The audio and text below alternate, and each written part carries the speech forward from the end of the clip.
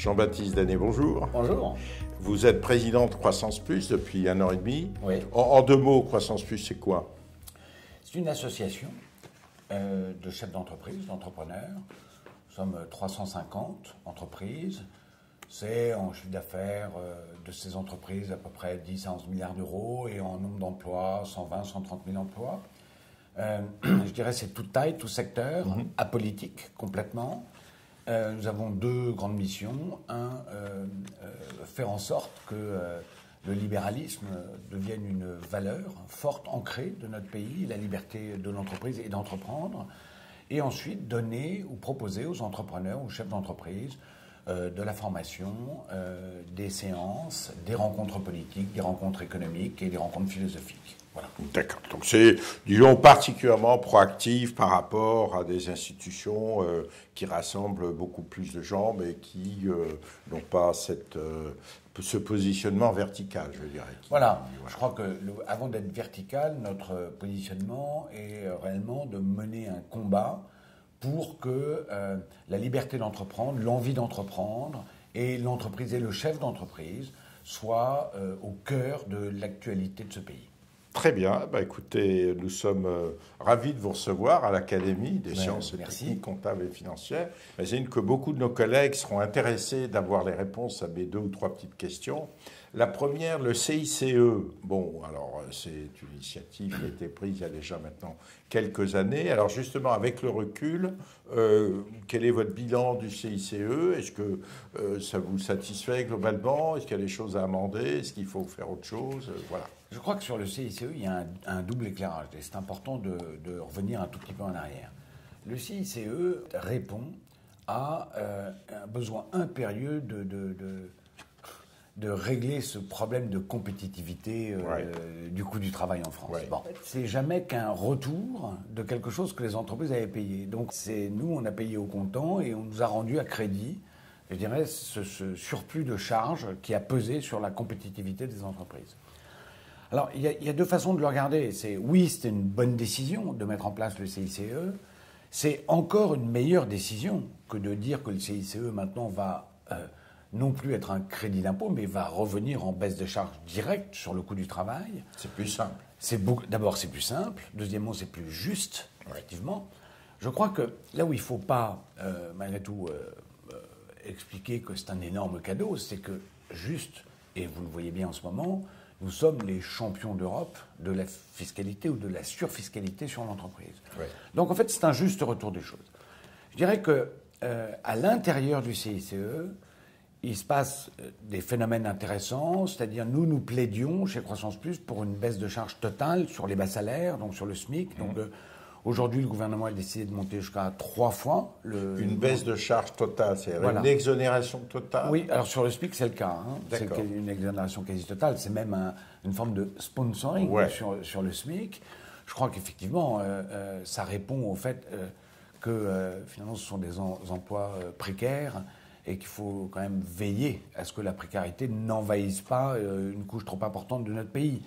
Alors, cependant, nous, on aurait préféré en fait une baisse des charges directe sur l'ensemble des salaires pour revenir à un niveau de compétitivité par rapport à nos voisins. Cependant, force est de constater que certains efforts sont faits récemment, encore plus récemment par ce nouveau gouvernement. On s'en félicite à ce jour, mais on considère que de toute façon, on n'est pas encore dans ce qu'il faudrait faire pour retrouver la compétitivité dont notre pays a besoin. Oui, on n'y est pas, et de loin, les chiffres quand même plaident pour l'idée que vous continuez à persévérer dans cette demandes, parce que je voyais une comparaison de la pression économique des prélèvements obligatoires en France versus la moyenne de l'OCDE. L'OCDE, c'est les pays développés, comparables ou pro à la France. On a presque 10 points de plus, ce qui est gigantesque, 10 points. Ça fait 15% ou presque 20% de plus que la moyenne de l'OCDE. Mais tout ça veut dire que ce n'est pas juste un coup de bâton magique où le gouvernement déciderait de baisser les charges du jour au lendemain. Il ne pourra pas le faire si l'État n'est pas réduit de sorte qu'il soit plus efficace et qu'il coûte moins cher, surtout avec une qualité de service. Si elle est comparable à la moyenne de l'OCDE, c'est pas forcément complètement nul. Oui, qu'est-ce que vous en pensez? Est-ce que c'est pas quand même ça d'abord le problème? Je crois que effectivement, nous sommes depuis maintenant des années coincés entre deux problèmes énormes. Le premier, c'est clairement le rôle de l'État.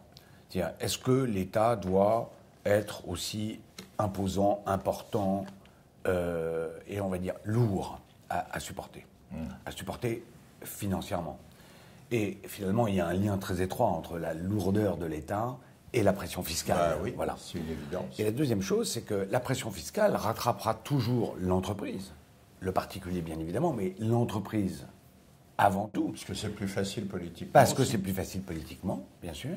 Et donc, si on ne résout pas ce problème qu'on appelle le déficit public, et donc la lourdeur de l'État et le train de vie de l'État, nous serons toujours rattrapés par la pression fiscale.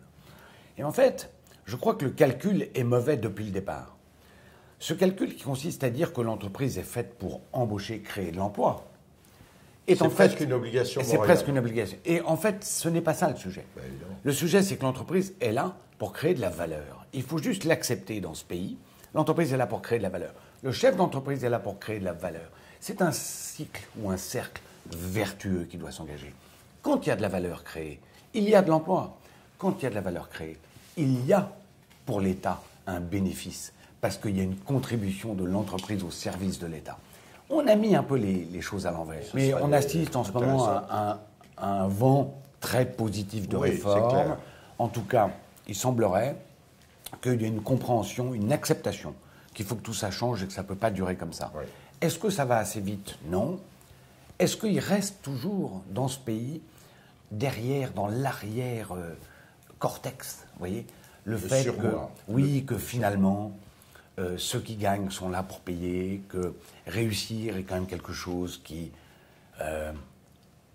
mérite une contribution supplémentaire, que l'entreprise est là pour régler tous les problèmes, que la fiscalité nous permettra de nous en sortir. Non. Aujourd'hui, nous sommes un pays qui est totalement englué dans ses déficits publics, dans sa dette, avec une pression fiscale énorme par rapport à nos voisins. Ça pèse sur le moral, la compétitivité et le dynamisme. Est-ce que vous diriez qu'on est justement l'entreprise qui crée de la richesse, etc. Je ne vais pas faire votre discours, mais que l'entreprise est au fond prise par les deux bouts, on surtaxe l'entreprise. Quand je dis surtaxe, j'exprime presque une opinion personnelle, mais je sollicite la vôtre. Mais aussi le chef d'entreprise. C'est-à-dire qu'au lieu de permettre au gâteau entreprise d'être plus riche, d'exporter, il n'y a qu'à voir versus l'Allemagne. Il y a 30 ans, vous examiniez la balance commerciale, on était en compétition un petit chouïa après avec l'Allemagne. Aujourd'hui, c'est affligeant. Ils ont plus de 150 milliards de net en 2016 et nous, moins 60. Fait un écart de 300 milliards, tout est là.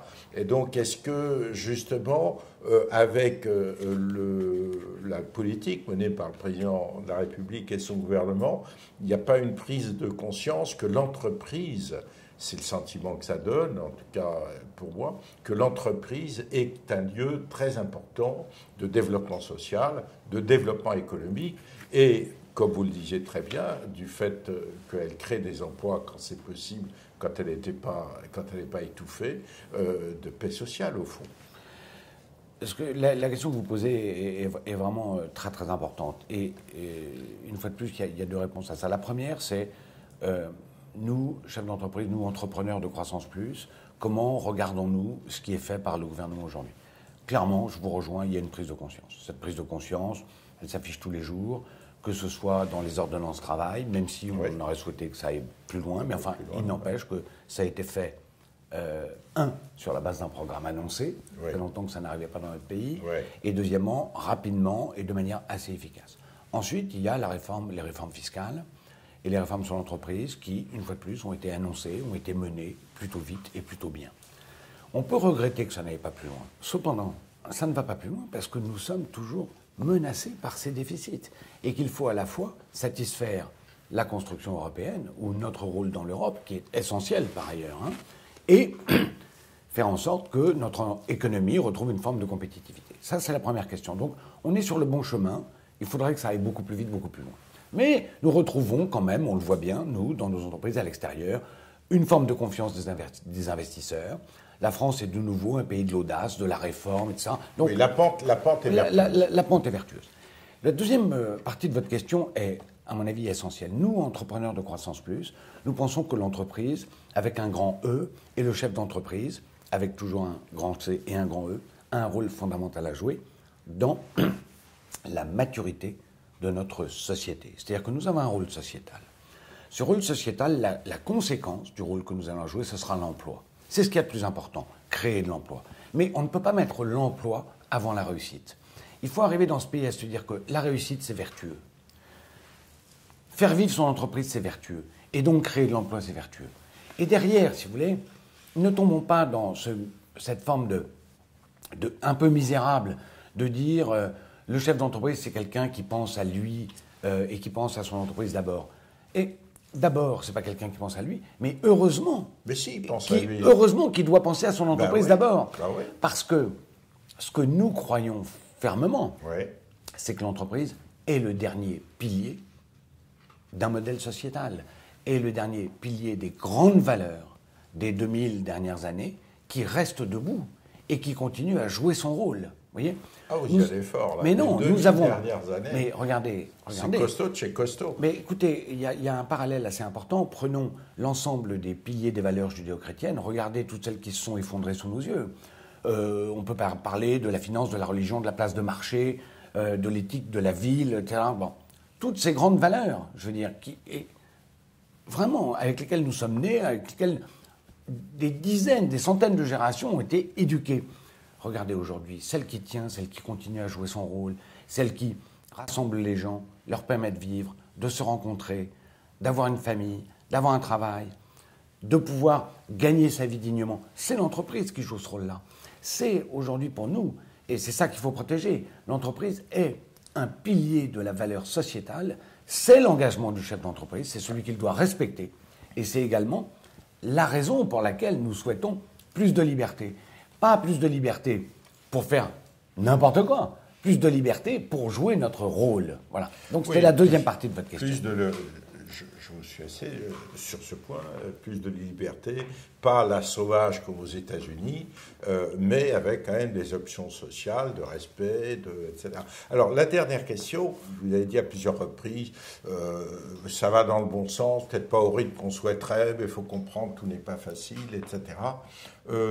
Est-ce que vous ne trouvez pas que la réforme fiscale américaine, dont personne ne parle en première page des journaux, actuellement, ne va pas être un déclencheur assez extraordinaire de concurrence internationale, ne va pas obliger, parce que quand même, sur le plan économique, les États-Unis donnent le là. Lorsque ça marche bien, ils tirent le monde entier vers le haut. Lorsque ça marche moins bien, il y a une dépression. Bref. Et donc, est-ce que la réforme fiscale américaine, qui est absolument impressionnante dans ces chiffres, c'est vraiment à la Trump, ne va pas faire que les 4 000 milliards de cash que les entreprises américaines ont à l'étranger, qui seraient taxés à un taux relativement modeste, c'est une espèce d'amnistie fiscale, au fond, de 14%, ça va remplir les caisses de l'État américain, qui va faire une bonne affaire, et ça va reporter le regard des grandes entreprises américaines vers le territoire américain pour être imposé. C'est plus la peine d'aller en Irlande, en France ou je ne sais où, et de faire toute espèce de traficotage, puisque le taux de l'impôt, sauf erreur de ma part, qui est prévu, qui a été voté par le Sénat, c'est 20%. Oui. 20%, voilà, on arrive à des taux... alors, je sais que le Premier ministre a annoncé 25% à l'horizon de 2022, mais est-ce que tout ça, cette réforme américaine, ne va pas bousculer et obliger, y compris, de réformer l'État un peu plus vite que prévu? Non. Cette réforme américaine, d'abord, dont on parle peu, mais si M. Trump tout est moins sur tout et n'importe quoi, on en parlerait beaucoup plus. C'est-à-dire que, finalement, l'attention se porte ailleurs. C'est nous qui choisissons les propos du président Trump. Souvent, il nous les impose. Il faut juste dire un peu les choses comme ça. C'est sûr. Cette réforme fiscale américaine, je pense qu'on peut effectivement l'observer avec beaucoup d'intérêt, mais c'est son programme économique. Oui. Son programme économique, il l'avait annoncé. C'est de dire, dans ce pays maintenant, les entreprises auront intérêt à produire ici, rester ici et payer des impôts ici. Bon, il l'avait annoncé, il le fait. Je crois que ce qui n'est pas comparable avec notre problème en France, je crois que ça tient au modèle social. Or, je crois que nous devons être fiers et rester attachés à notre modèle social, fondamentalement. Le petit problème, c'est que notre modèle social, aujourd'hui, d'abord est très coûteux, il n'a pas été revisité, c'est un modèle qui date quand même de l'après-guerre. Il n'est pas nécessairement géré. Voilà, alors, mais ça, à la limite, que chacun fasse son travail. Je constate juste une chose, c'est que nous ne pouvons pas mener ce genre de réforme parce que nous n'avons pas pris les bonnes décisions sur notre modèle social en temps et en heure. La deuxième chose, c'est qu'on ne peut pas lutter ou mener 3 guerres à la fois. On ne peut pas mener la guerre de la compétitivité en même temps que la guerre de la posture ou de la position de la France au sein de l'Europe avec les déficits que nous avons et régler le problème économique que nous avons dans le pays.